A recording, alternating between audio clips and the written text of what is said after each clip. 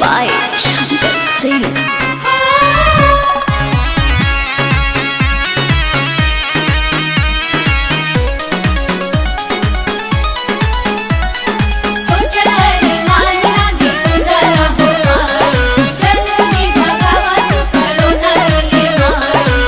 मूर्ति न बनल नाही चंदा कटाइल, श्रद्धा पसाभा कह गरदा फेंकाइल।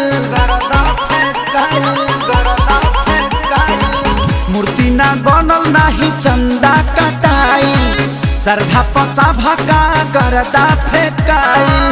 होई जगराता कैसे जागी कैलस कोरोना चंदा, लागत पंडाल नहीं लागी।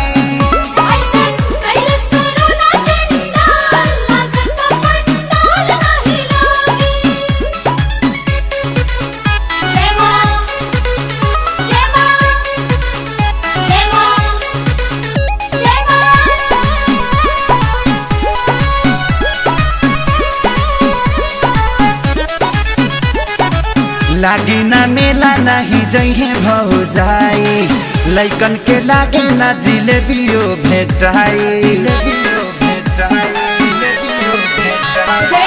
लागी ना मेला ना जइहे भौजाई, लइकन के लागे ना जिलेबियो भेटाई।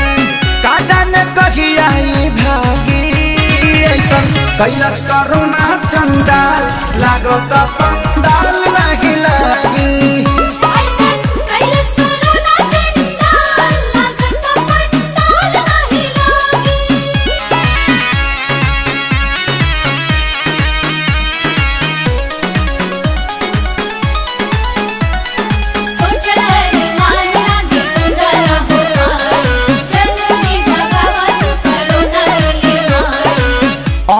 सब कुछ तो घर ही हो जाए, जाग जाई भक्ति खेसारी गाना गाए। ऑनलाइन सब कुछ घर ही हो जाए, जाग जाई भक्ति खेसारी गाना गाए। हवन दिहे पवन जरी लागी ऐसा कैलस कोरोना चंदा, लागत